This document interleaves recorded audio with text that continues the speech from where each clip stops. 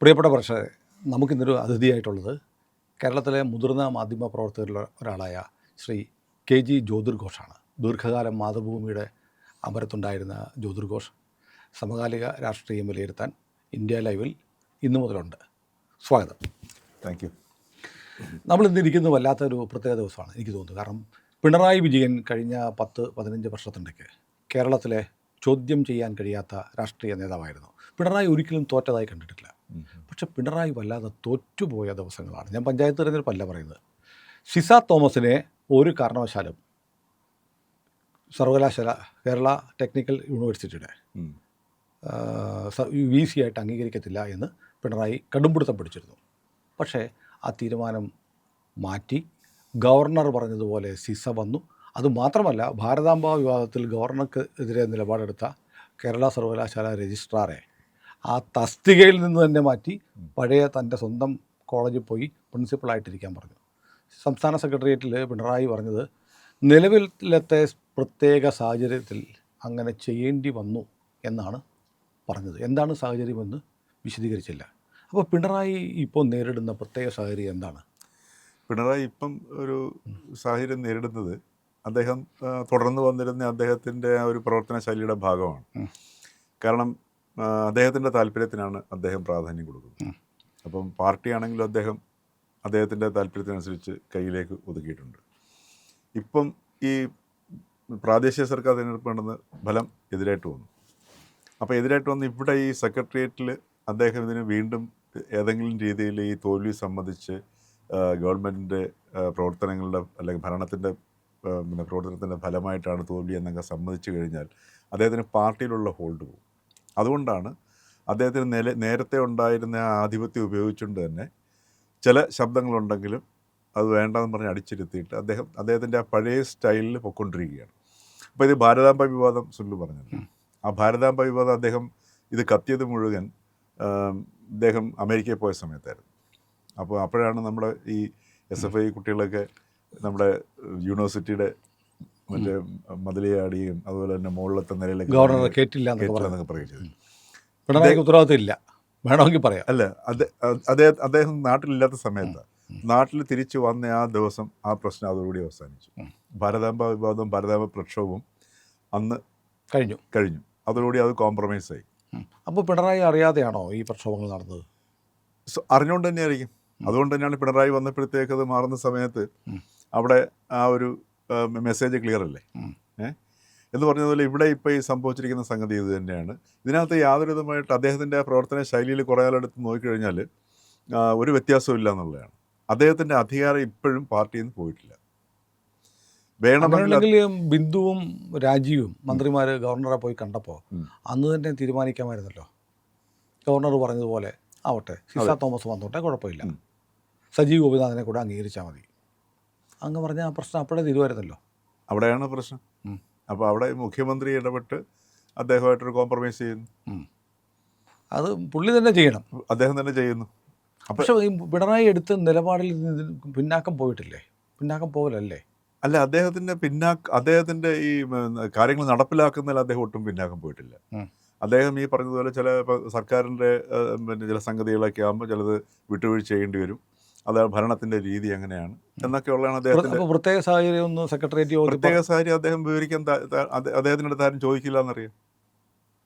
എന്താണ് പ്രത്യേക സാഹചര്യമെന്ന് അദ്ദേഹത്തിൻ്റെ അടുത്ത് ചോദിക്കാനായിട്ട് ശേഷിയുള്ള ഒരൊറ്റ അംഗങ്ങൾ പോലും ഒന്നും സെക്രട്ടേറിയറ്റിലില്ല. അല്ല, പ്രത്യേക സാഹചര്യം എന്തായിരിക്കും? നമ്മളൊന്ന് ഗസ് ചെയ്താൽ പ്രത്യേക സാഹചര്യം എന്താണെന്ന് വെച്ച് കഴിഞ്ഞാൽ, ഉദാഹരണത്തിന് നിർമ്മല സീതാരാമനും ഗവർണറും കൂടെ കേരള ഹൗസിൽ പോയിട്ട് രാവിലെ ഇഡ്ഡലി കഴിച്ചു.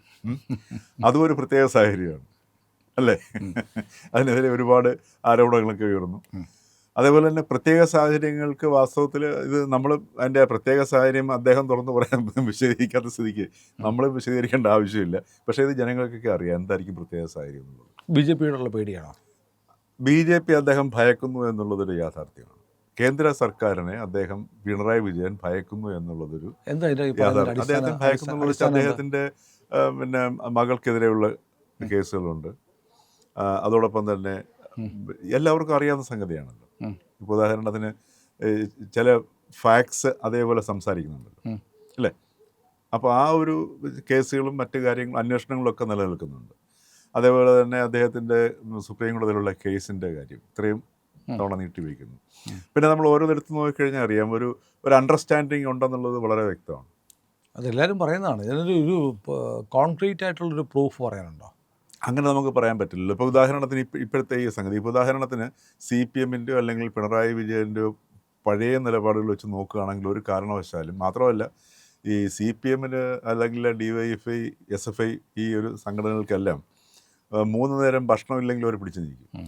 പക്ഷേ ഒരു പ്രക്ഷോഭത്തിനുള്ള സാധനം കിട്ടിക്കഴിഞ്ഞാൽ അവരത് സമൃദ്ധമായ സദ്യ പോലെ സമരം ഭുജിക്കുന്നവരാണ്. അപ്പോൾ ഇങ്ങനൊരു സംഗതി വന്നു കഴിഞ്ഞാൽ അടുത്ത തെരഞ്ഞെടുപ്പിനെയൊക്കെ ലാക്കാക്കി ഈ പറഞ്ഞതുപോലെ RSSനെതിരെ പോരാടുന്നത് ഞങ്ങളാണെന്ന് കാണിക്കാൻ വേണ്ടിയിട്ട് ഗവർണർക്കെതിരെ പ്രക്ഷോഭമൊക്കെ നടത്തി. ഗവർണർക്കെതിരെ എന്തെല്ലാം, ഇപ്പോൾ ആരിഫ് ഖാനെതിരെ എന്തെല്ലാം പ്രക്ഷോഭങ്ങൾ നടത്തിയിട്ടുണ്ട്. പുള്ളി അതിലും വലിയ ഷോമാനായിരുന്നു. അതെ, ഷോമനായിരുന്നു. പക്ഷേ അതുപോലും എനിക്കിപ്പോൾ സംശയമുണ്ട് രണ്ടുപേരും തമ്മിൽ അണ്ടർസ്റ്റാൻഡിങ് ആയിരുന്നുള്ളൂ. കാര്യം BJP എതിർക്കുകയും അതോടൊപ്പം തന്നെ ആരിഫ് മുഹമ്മദ് ഖാൻ വളരെ പ്രകടമായിട്ട് വന്ന് BJPക്ക് വേണ്ടിയിട്ടും, അല്ലെങ്കിൽ യഥാർത്ഥത്തിൽ ആരിഫ് മുഹമ്മദ് ഖാൻ്റെ സമയത്ത് കേരളത്തിലെ BJP നേതൃത്വത്തെക്കാൾ കൂടുതൽ BJP ഗുണം ചെയ്തു കൊടുത്തത് ആരിഫ് മുഹമ്മദ് ഖാനാണ്. അതെ അല്ലേ? അതെ. ആ പാർട്ടി പ്രതിപക്ഷ റോഡിൽ കുത്തിയിരിക്കുക, പ്രതിപക്ഷ നേതാവ് എന്ന് പറഞ്ഞാൽ അദ്ദേഹം തന്നെയായിരുന്നു, ഒരു സംശയമില്ലാത്ത കാര്യമാണ്. അപ്പോൾ അതുപോലും പാർട്ടിക്ക് അനുകൂലമായി വന്നത് ഭരിക്കാനുണ്ടായത്. അപ്പോൾ അന്ന് എന്തൊരു പ്രക്ഷോഭമാണ് നടത്തിയത്. പക്ഷേ ഇതിപ്പോൾ അതല്ല, ഇത് വേറൊരു സ്റ്റൈൽ. അപ്പം പിന്നെ അർലേക്കർ വന്നപ്പോഴത്തേക്ക് അർലേക്കറിൻ്റെ സ്റ്റൈലും മാറി.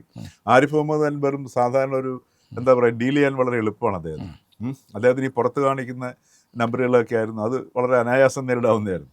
പക്ഷേ അർലേക്കർ അതല്ല. അർലേക്കർ ഈ പറഞ്ഞതുപോലെ വളരെ ലക്ഷ്യം വെച്ചിട്ട് ആ ലക്ഷ്യത്തിലേക്ക് എത്താനായിട്ട് ഏതാണ്ട് കടുകട്ടിയാണ്. പിണറായി വിജയനോട് സമാനമായ രീതിയിൽ. അപ്പം അത് ഈ VC നിയമനത്തിൽ നോക്കിയാൽ മതി, ഈക്വലായിട്ടല്ലേ പോയിരിക്കുന്നത്. മാത്രമല്ല 1-1 മാത്രമല്ല അനിൽകുമാറിനെ മാറ്റുകയും ചെയ്തു. അതെ, 1-1 1.5 പറയാം, 1.5 ഗവർണർക്കാണ്. മാത്രമല്ല ഇത് ശരിക്കും പറഞ്ഞു കഴിഞ്ഞാൽ ഇപ്പോൾ എവിടെ ഭാരതാംബ, അതെ അല്ലേ?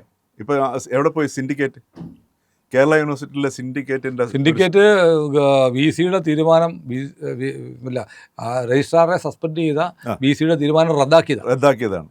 സിൻഡിക്കേറ്റിൻ്റെ സ്റ്റാൻഡിങ് എന്താ ഇവിടെ? സിൻഡിക്കേറ്റിന് എന്ത് പ്രസക്തിയാണ് ഉള്ളത്, അല്ലേ?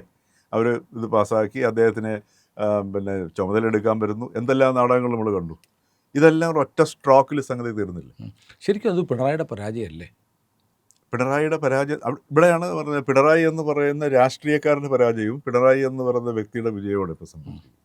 അല്ല, ഇങ്ങനെ പോവുകയാണെങ്കിൽ ഇപ്പോൾ പിണറായിയെ സംബന്ധിച്ച് ഇപ്പോൾ തെരഞ്ഞെടുപ്പിന് ശേഷം ലോക്കൽ ബോഡി ഇലക്ഷനിൽ എന്തുകൊണ്ട് തോറ്റു എന്നതിന് പിണറായി ഒരു കൃത്യമായ മറുപടി പറഞ്ഞിട്ടില്ല ഇതുവരെ. പാർട്ടി പലതും പറയുന്നുണ്ട്, വോട്ട് കുറഞ്ഞിട്ടില്ല എന്നൊക്കെ പറയുന്നുണ്ട്. പക്ഷേ അടുത്ത തെരഞ്ഞെടുപ്പിനെ നയിക്കാൻ പിണറായി ഉണ്ടാവുമോ? പിണറായി ഉണ്ടാവും. കാരണം ഇന്ന് അതിൻ്റെ ആദ്യത്തെ വെടി പൊട്ടി എന്നുള്ളതാണ്. കാരണം പിണറായി വിജയൻ തുടങ്ങി വെച്ച ആ ഒരു പിന്നെ ആ പാത്തിൽ നിന്ന് ഈ അടുത്ത ഇലക്ഷനിൽ നേരിടാനുള്ള തന്ത്രത്തിൽ നിന്ന് ഒട്ടും മാറിയിട്ടില്ല എന്നുള്ളത് ഇന്ന് വ്യക്തമായി. എന്താണെന്ന് വെച്ചാൽ വെള്ളാപ്പള്ളി നടേശൻ ശക്തമായിട്ട് രംഗത്തേക്ക് പോകുന്നത്, വളരെ കണക്കുകളെല്ലാം നിരത്തിക്കൊണ്ട് ഈ പറഞ്ഞതുപോലെ ശ്രീനാരായണ ഗുരുവിൻ്റെ പാതയിലൂടെ ജാതിഭേദം മതദ്വേഷമില്ലാതെ ജീവിക്കുന്ന വ്യക്തിയാണ് താനെന്ന് പറഞ്ഞിട്ട് അദ്ദേഹം മുഴുവൻ ലീഗിനെ ആക്രമിച്ചു. ഇത് മറ്റൊന്നും പറഞ്ഞു, BDJS ഒന്നും കിട്ടിയിട്ടില്ല, LDF പോകുമെന്നും പറയുന്നുണ്ട്. എന്ന് വെച്ചാൽ ആ ഈഴവ സമുദായത്തിന് ഇന്ന് ഞാനെടുത്ത് സംഘടനാ സഹിതമായിട്ട് LDF കൊടുക്കാൻ തയ്യാറാവുന്നുള്ളൊരവസ്ഥയാണ്. അപ്പോൾ ഇന്നത്തെ വെള്ളാപ്പള്ളി നടേശൻ്റെ ആ ഒരു പ്രഖ്യാപനം എന്ന് പറയുന്ന സംഗതി, ഇത് പിണറായി വിജയനും വെള്ളാപ്പള്ളി നടേശനും കൂടെ കമ്മ്യൂണിക്കേറ്റ് ചെയ്യാതെ, അതല്ലെങ്കിൽ അവർ തമ്മിലൊരു ധാരണ ഉണ്ടാകാതെ വെള്ളാപ്പള്ളി നടേശൻ ഇതൊന്നും പറയില്ല. അത് വളരെ വ്യക്തമാണ്. വെള്ളാപ്പള്ളി നടേശനും പിണറായി വിജയനും തമ്മിൽ ധാരണയുണ്ടായതിൻ്റെ ഒരു മെസ്സേജിൻ്റെ ഭാഗമായിട്ടാണ് അവർ പമ്പയിൽ ഒന്നിച്ചൊന്നിറങ്ങിയത്, ഒരു വണ്ടിയിൽ. അതുകൊണ്ടാണ് ഒരു വണ്ടി വന്നിറങ്ങിയത്. കാരണം സംസ്ഥാന സർക്കാരിനേക്കാൾ വലിയ വിലയുള്ള വണ്ടി തൻ്റെ കയ്യിൽ ഉണ്ടെന്നും അദ്ദേഹം ഇന്ന് പറയുകയുണ്ട്. ശരിയുമാണത്. അതേപോലെ തന്നെ അദ്ദേഹത്തിന് വെള്ളാപ്പള്ളി നടേശൻ ഇദ്ദേഹത്തിന് ഭക്തനാണെന്നവിടെ പ്രഖ്യാപിച്ചു. അത് പിണറായി വിജയനോട് മുൻകൂട്ടി ചോദിച്ച് അനുമതി വാങ്ങാതെ വെള്ളാപ്പള്ളി നടേശൻ പറയില്ല. കാരണം അതല്ലെങ്കിൽ തിരുത്തും ഇദ്ദേഹം, അല്ലേ? എന്നിട്ട് വെള്ളാപ്പള്ളി അങ്ങനെയൊക്കെ പറയും, അതെ, പക്ഷേ നമ്മൾ ഭക്തനൊന്നും അല്ല എന്ന് പറയും. അതുപോലെ തന്നെ അവിടെ പമ്പയിൽ വെച്ചിട്ട് അദ്ദേഹം അയ്യപ്പ വിഗ്രഹം സ്വീകരിച്ചു. ഇത് മുൻകൂട്ടി അയ്യപ്പ വിഗ്രഹം, ഇപ്പോൾ ഉദാഹരണത്തിന് സ്റ്റേജിൽ വെച്ചിട്ട് ഒരു പിന്നെ കോമ്പയർ ചെയ്തൊരു പെൺകുട്ടി ഒരു താങ്ക് യു സാർ എന്ന് പറഞ്ഞ് പ്രസംഗത്തിന് പറഞ്ഞപ്പോഴത്തേക്ക് അങ്ങനൊന്നും പറയണ്ട എന്ന് തിരിച്ച് ആ പെൺകുട്ടിയുടെ അടുത്ത് പറഞ്ഞ് പിണറായി വിജയനാണ്. ആ പിണറായി വിജയൻ ഈ അയ്യപ്പൻ്റെ വിഗ്രഹം കൊടുത്താൽ ഇത് സ്വീകരിക്കുമോ ഇല്ലയോ എന്നുള്ള സംശയം ആർക്കും ഇല്ലായിരുന്നു. ആർക്കും ഇല്ലായിരുന്നു. അതിൻ്റെ അർത്ഥം അദ്ദേഹത്തിൻ്റെ അനുമതി വാങ്ങിയിട്ട് തന്നെയാണ് അയ്യപ്പ വിഗ്രഹം കൊടുത്തത്. പിണറായി അയ്യപ്പ വിഗ്രഹം പിടിക്കുന്ന ഒരു ചിത്രം വരണമെന്ന് പിണറായി ആഗ്രഹിച്ചിട്ടുണ്ട്. അതെ, അപ്പോൾ അതിനകത്ത് ക്ലിയർ മെസ്സേജാണ് സാധനം. അതാണ് ഈ മുസ്ലിം സംഘടനകളെയും ഇന്ത്യൻ യൂണിയൻ മുസ്ലിം ലീഗിനെയും ഒക്കെ. പക്ഷേ ഇതിനകത്ത് വേറൊരു തമാശയുണ്ട്. നമ്മൾ രാഷ്ട്രീയം പറയുമ്പോൾ വേറെ ചിലർ പറയുന്നുണ്ട്, അയ്യപ്പനോട് ശബരിമലയോട് ചെയ്ത കൃത്യങ്ങൾക്ക് പാപപരിഹാരം ചെയ്യാൻ ഇതൊക്കെ ചെയ്യണം, ഭക്ഷണം കൊടുക്കണം, അയ്യപ്പന്മാരെ വിളിച്ചു കൂട്ടണം, അയ്യപ്പൻ്റെ ഒരു വിഗ്രഹം ഏറ്റുവാങ്ങണം എന്നൊക്കെ ജ്യോതിഷ വിധി പ്രകാരമാണെന്നും പറയുന്നുണ്ട്. നമുക്കറിയാൻ പറ്റത്തില്ല. പക്ഷെ എന്തായാലും ഈ അടുത്ത തെരഞ്ഞെടുപ്പിന് പിന്നെ പിണറായി വിജയനും അല്ലെങ്കിൽ ആ പിണറായി വിജയനെ ഉപദേശിക്കുന്ന PR ഏജൻസി നിർദ്ദേശിച്ച ആ സ്ട്രാറ്റജി ഒട്ടും മാറിയിട്ടില്ല എന്നുള്ളത് ഇന്നത്തെ വെള്ളാപ്പള്ളി ഡേസിൻ്റെ രംഗപ്രവേശം കൊണ്ട് മനസ്സിലായി. അപ്പോൾ പിണറായി നയിക്കും, പിണറായി ഭരിക്കുമോ? അല്ല, അത് ഈ പറഞ്ഞതുപോലെ 5% വോട്ടിൻ്റെ വ്യത്യാസം വന്നിട്ടുണ്ട്. പിന്നെ പഞ്ചായത്ത് ഇലക്ഷനാണ്, പക്ഷേ ഒരു പൊളിറ്റിക്കൽ വോട്ടാണെന്നുള്ളത് നമുക്ക് നിസ്സംശയം പറയാം. പക്ഷേ ഇനി വരുന്ന 4-5 മാസങ്ങളിൽ നടക്കാൻ പോകുന്ന നാടകങ്ങളും മാറ്റങ്ങളും മറിച്ചിലുകളും എന്താണെന്ന് നമുക്ക് പറയാൻ പറ്റത്തില്ല. ഇതൊക്കെ വളരെ നിസ്സാരമായ ദിവസങ്ങൾ കൊണ്ട് മാറ്റാൻ പറ്റും. ഒറ്റ ദിവസം കൊണ്ട് മാറ്റാൻ പറ്റും. ഉദാഹരണത്തിന് ഈ തെരഞ്ഞെടുപ്പ് വന്നതിൻ്റെ പിറ്റേന്ന് വെള്ളാപ്പള്ളി ഡേശൻ രംഗപ്രവേശം ചെയ്തില്ല, മറിച്ച് ഒരു 4-5 ദിവസം കഴിഞ്ഞിട്ട് വീണ്ടും വരുന്നു. അതിന് വ്യത്യാസമുണ്ട്. ഈ തെരഞ്ഞെടുപ്പിൻ്റെ പിറ്റേന്ന് വരികയാണെന്നുണ്ടെങ്കിൽ വെള്ളാപ്പള്ളിക്ക് ഫേസ് ഇല്ല സംസാരിക്കാനായിട്ട്. പക്ഷേ ഒരു 4-5 ദിവസം ഗ്യാപ്പ് കഴിഞ്ഞപ്പോഴത്തേക്ക് വെള്ളാപ്പള്ളി ഡേശൻ രംഗപ്രവേശം ചെയ്തപ്പോഴത്തേക്ക് അദ്ദേഹത്തിന് വീണ്ടും ആ ഫേസ് ഇല്ലാത്ത അവസ്ഥ മാറിയിട്ട് ഫേസോട് കൂടി ഒന്ന് സംസാരിച്ച് വളരെ ശക്തമായിട്ട് ഇന്ന് ശരിക്കും പറഞ്ഞാൽ ഇന്ത്യൻ യൂണിയൻ മുസ്ലിം ലീഗിനെ അട്ടിച്ച് തകർത്ത് അവർ മലപ്പുറത്ത് വാരിക്കൂട്ടിയിരിക്കുന്ന സ്കൂളുകളുടെ എണ്ണം എല്ലാം കണക്ക് പറഞ്ഞിട്ടാണ് അദ്ദേഹം ഇന്ന് പറഞ്ഞിരിക്കുന്ന സംഗതി. അപ്പോൾ ഇവർ വന്നു കഴിഞ്ഞാൽ ഇപ്പം ജമാഅത്തെ ഇസ്ലാമിയാണ് മുസ്ലിം ലീഗിനെ നയിക്കുന്നുള്ളൊരു ധാരണയുണ്ട്. അപ്പം ഈ പിന്നെ UDF വന്നു കഴിഞ്ഞാൽ ഇന്ത്യൻ യൂണിയൻ മുസ്ലിം ലീഗ് ആയിരിക്കും കേരളത്തെ നയിക്കുക, മുഖ്യമന്ത്രി ആയിരിക്കത്തില്ല, അവരെ നയിക്കുന്നത് ജമാഅത്തെ ഇസ്ലാമി. അപ്പോൾ ഈ രത്ന ചുരുക്കം തെരഞ്ഞെടുപ്പിന് മുമ്പ് CPM BJP ആയിട്ട് മാറും. ഏറ്റവും വലിയ ഹിന്ദു പാർട്ടിയാണ്. അപ്പം ജനം നിശ്ചയിക്കും. ഇലക്ഷൻ മുമ്പ് CPM BJP ആവും. ഏതാണ്ട് ആ ഒരു അവസ്ഥയിൽ, അതായത് ഈ ചോപ്പിന് വെയിലടിച്ച് മങ്ങൽ വരുമ്പോൾ ഉണ്ടാകുന്ന ഒരു അവസ്ഥയാവും.